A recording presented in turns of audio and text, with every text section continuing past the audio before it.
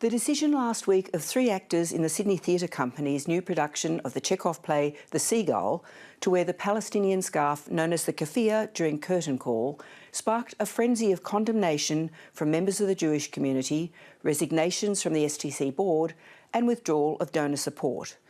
Lewis Adler has been involved in the arts sector for over 30 years as a board member and book publisher and is currently director of Adelaide Writers' Week. Her view on the place of politics in the arts is also informed by her own family history. Louise Adler, what was your response when you saw this controversy break out last week over the Sydney Theatre Company curtain call? Well, I was rather surprised by the media reports, and if I can believe the media reports, it seemed to me that STC management wasn't taking great care over supporting their actors, that they seemed to be more concerned with pacifying donors who objected to the actors donning keffiyehs as they took their curtain calls. So I was rather surprised by that. The attention seemed to be on donors taking their checkbooks and walking away. And I think arts organisations need to have some clarity about the moral compromises they're prepared to make when they take donors' support, if you like, or funding. That comes with contradictions and compromises that need to be made. And I didn't see in the STC media reports that there was a great deal of attention paid to the artists and their right to have an opinion when they took a curtain call. Is it reasonable, nonetheless, to say, well, the audience is taking offence and we have to take that seriously? So the question is, why would the audience take offence? Here we were with a group of actors, 3 actors if I'm correct, 3 actors who declared at their curtain call that we stand in solidarity with the Palestinian people and what is going on under occupation at this point in time. And for donors, in the main captains of industry with the capacity to support the arts, to feel threatened by that declaration in the comfort of an air-conditioned theatre seems to me to be remarkable and disturbing. So should artists and actors be bringing their own personal or political views into the theatre? Actors, artists, writers have always had political views. I mean, the history is long of artists being part of the world that they live in and bringing that world into the work they make. Picasso, Guernica, Goya's The Horrors of War, Percy Shelley saying that artists are the acknowledged legislators of the world, and the writers who declared that they took sides in the Spanish Civil War. There is a long and honourable and important tradition of artists being engaged in the world they inhabit, and art that is not made of this world, that doesn't take into account this world, feels to me rather vacuous. And I'm not sure what we expect from contemporary theatre if we don't expect artists to engage with the issues of the day. So this was a particular issue amongst the Jewish community, a lot of Jewish supporters of the theatre, of the STC, a lot of patrons said that they were really confronted by this. Why is it that this issue, and at this point of time, seems so contentious? Well, I think it's not just at this point in time. There's been a long and assiduous campaign by those who support Israel and its governments, successive governments and policies, to suggest that any criticism of Israel is intolerable and inappropriate. And that's that project, if you like, that I would say agenda, has been crucial in promoting a conflation of anti-Semitism and anti-Zionism. So if you have problems or criticisms of the State of Israel, you're deemed an anti-Semite now. So it becomes impossible to have the discussion. It becomes impossible to be a critic of Israel and its occupation, if we want to be so specific at this point in history.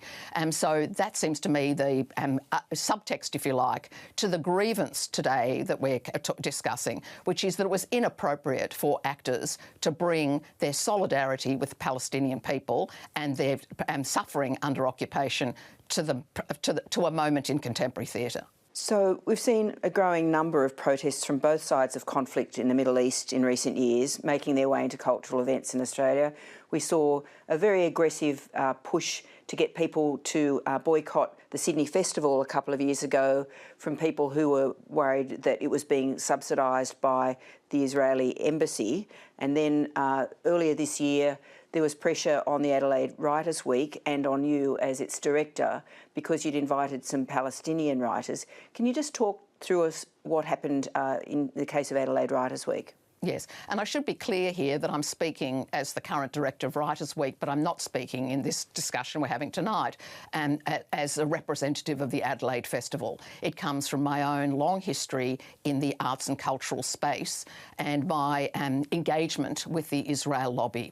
It goes all the way back to the early 2000s when the Israeli ambassador decided or demanded a meeting with me, a private meeting with me, after I'd written a review of Edward Said's memoir. And he demanded that I not air Israel's dirty linen in public. That was one of my early experiences of being told that we don't talk about Israel and our criticism of Israel in the public sphere. Fast forward a decade perhaps, and when I publish a book by Anthony Lowenstein about the Israel lobby, federal MPs feel it's incumbent upon them to write to the Vice-Chancellor of the University of Melbourne and demand that I be sacked. And then let's fast forward to Adelaide Writers' Week when we decide that it is important to feature Palestinian literary culture as part of our program. And the Israel lobby decided that was reprehensible, that they did not like the views of individual Palestinians. They didn't approve of them, and let's take them seriously. They have every right not to approve of those Palestinian writers and their views on the current state of state in the Middle East. And they're perfectly entitled to those views, but they were not entitled, in my view, to say that those Palestinian writers should not therefore be included in a literary festival celebrating a very rich literary culture that was Palestinian literary culture. There was a barrage of letters to the Adelaide Festival Board. There were letters and op-eds and news articles in all the media, but particularly in News Limited, that went on and on for days. There was demands on sponsors that they withdraw their funding from Adelaide Festival, and there was pressure put on the Premier of South Australia, even. It went that far. And thankfully, the board was resolute, the Adelaide Festival was resolute, that this was an opportunity for people to hear Palestinians talk about their writing. As a Jewish Australian, I wonder how you see what has been happening in terms of the capacity for people to speak out and your own family's history. Mm-hmm. Well, I think it's a tragedy that we are being silenced, if you like, that the concern for peace and justice in the Middle East is suppressed, the wish that we should have peace and justice and a self-determination for Palestinian people in the Middle East, that everybody should live in peace and security, that's suppressed. That can't be discussed here. What it means to live under occupation cannot be discussed here.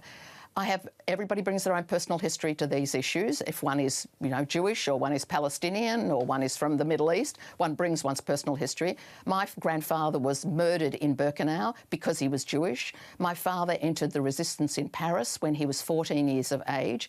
And his legacy to me is that it is important and it is vital for us not to look away, that we all have a choice.